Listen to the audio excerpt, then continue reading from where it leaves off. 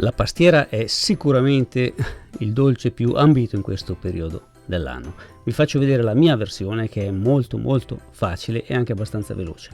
400 g di grano cotto, 400 ml o grammi di latte e una buccia di limone, una bella pentola e mettiamo subito sul fuoco.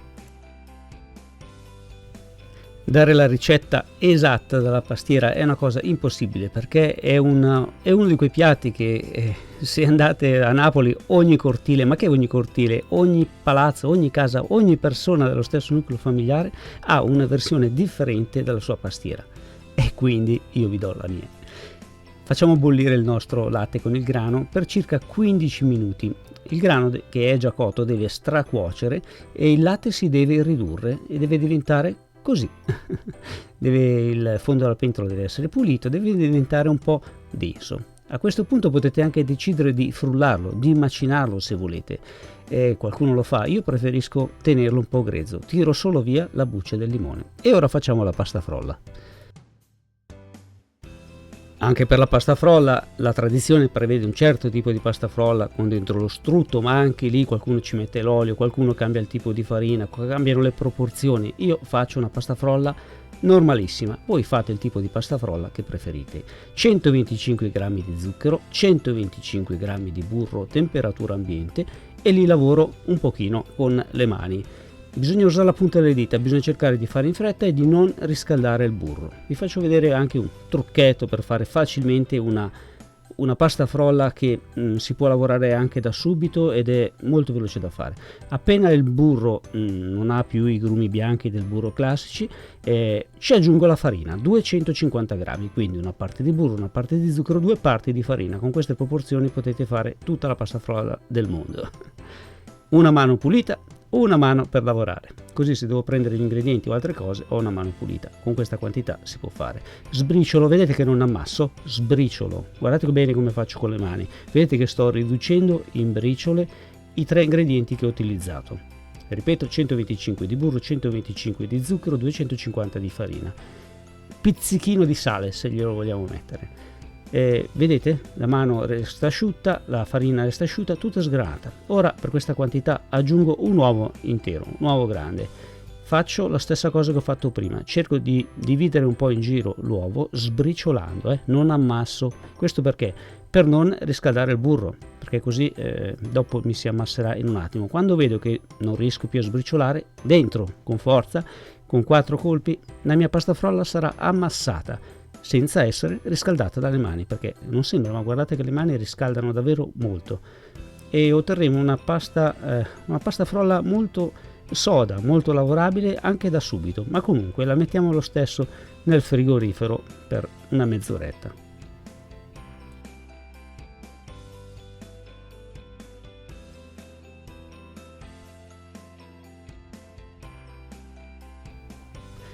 Nel frattempo il grano cotto si è intiepidito, si è quasi raffreddato. Mettiamo gli altri ingredienti per completare la farcia per la nostra pastiera.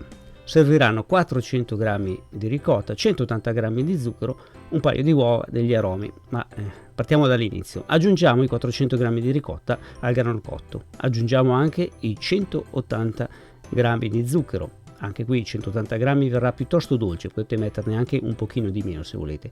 Ci aggiungo il cedro candito, ci ho aggiunto anche dei canditi colorati, la ricetta non li prevede ma io li ho voluti mettere, così dentro avrò qualche puntino verde, qualche puntino rosso. E ci aggiungo dell'aroma all'arancia, millefiori o la vaniglia, quello che preferite. La tradizione prevede il millefiori comunque. Poi attenzione, aggiungo 2 uova. Aggiungendo 2 uova resterà una pastiera un pochino umida e molto morbida. Se invece di 2 uova ne aggiungete 3 o 4 verrà più soda e più asciutta, quindi potete aggiungere dai 2 alle 4 uova. Secondo me 2 è perfetto, ma fate un po' come preferite. Teglia da 26 cm di diametro, imburrata e infarinata, e tiro via la farina in eccesso. Se fate una teglia da 28 verrà un po' più bassa, se fate una teglia da 24 verrà un po' più alta. Secondo me 26 è perfetta perché viene una pastiera alta circa 4 cm. Ora la mia pasta frolla, se è un po' raffreddata in frigorifero, lavorare la pasta frolla ancora un po' fredda farà qualche crepa, ma non c'è problema, basta andarci piano. Non ammazzatela poverina, andate giù delicatamente. La faccio piuttosto sottile, circa 4 mm. Se volete fare una pastiera con una pasta frolla più spessa, dovete semplicemente raddoppiare le dosi della pasta frolla, è molto semplice. Con la delicatezza di tutto il pianeta arrotolo sul mattarello e la metto sopra la mia teglia. Se volete evitare di fare questa complicatissima manovra, potete semplicemente schiacciarla su una carta forno, poi ribaltate la carta forno sulla teglia e la staccate e la pasta frolla sarà al suo posto. Ma non c'è problema, è solo pasta frolla, perciò anche se si romperà un pochino, la potrete rattoppare tranquillamente. Via i bordi in eccesso, dovete farla aderire molto bene alla teglia.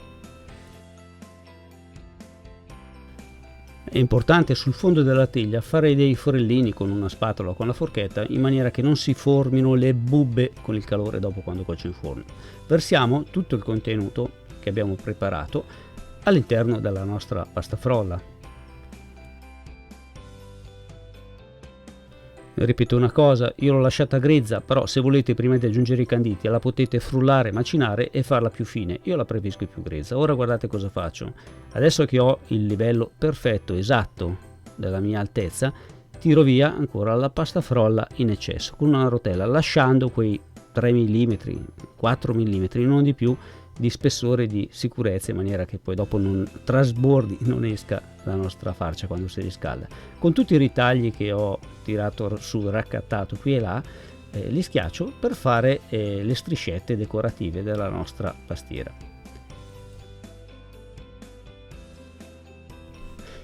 Infatti sulla pastiera ci vanno le strisce, le classiche strisce, ma attenzione, la tradizione dice che devono essere in totale 7 strisce.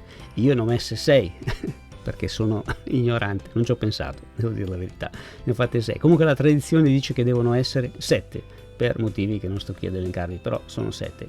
Con gli ultimi pezzettini gli faccio anche un orlo intorno, perché così deve essere.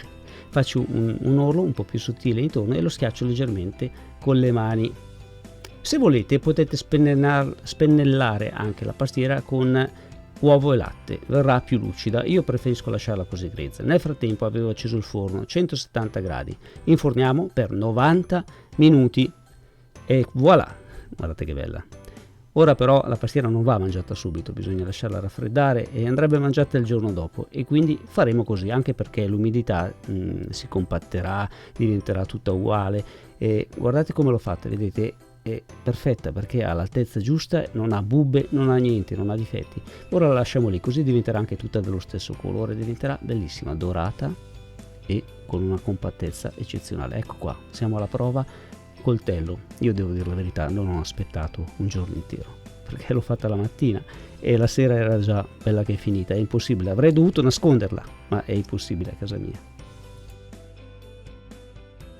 Eccola qui, umidità, altezza, consistenza, tutto perfetto, qualche puntino dato dai canditi, un profumo spettacolare. Questa non ha visto la notte. Venite qui sotto a trovarmi, vi aspetto tutti e ci vediamo alla prossima ricetta. Ciao a tutti da Gabriele.